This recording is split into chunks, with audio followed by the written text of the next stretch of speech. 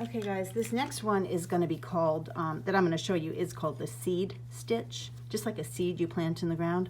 And this one is more of kind of a decorative stitch to add maybe kind of some texture.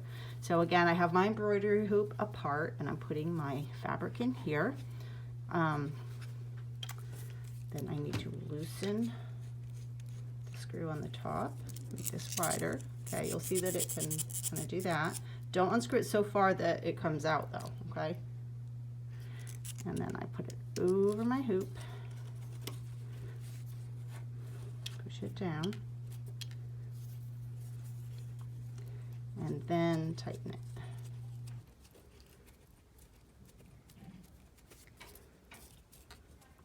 Okay. All right, so I'm ready to do some of my seed stitching. So I already threaded my needle and I already have a knot that I tied at the end. So to do the seed stitch, basically it's kind of like the running stitch, but little stitches kind of closer together. So I'm going to come through from the back. I always want my knot on the side that's not showing. Okay, so I came through, I go back down. And then I'm going to come up kind of somewhere else, maybe here. These tend to be little stitches. And back down.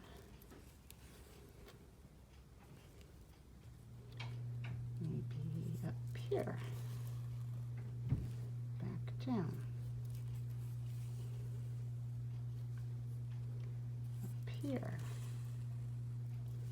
Back down. By the way, when I go back down, I'll tend to put the needle partway and then get it from the back instead of letting it drop. I'll show you again. So I put it part way, I pulled it part way, and this fabric is, the felt is nice because it kind of holds it in place. Okay, so that's pretty much just the seed stitch. You can do other things with it too, like if you wanted to add a tiny bead, which is an option, you would pull it through to the front of your fabric. Then you could put a bead on, and with the bead on you would pull it back through and your bead would be on that loop, so it would hold the bead in place. Okay,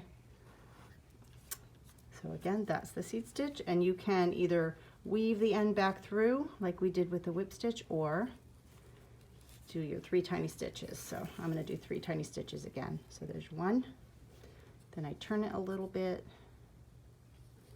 really tiny stitches, as little as you can do. 2, 3, and then it might feel really slow at first, but you will get better and better and better. And then like in the last video I showed you guys, if you remember, before you pull that 3rd stitch tight, you can go back through the loop just once. I'm not stitching, I'm just putting it right through this loop. And then gently, so it doesn't tangle, I can pull it tight. Okay, and then I can cut it. So that's the seed stitch.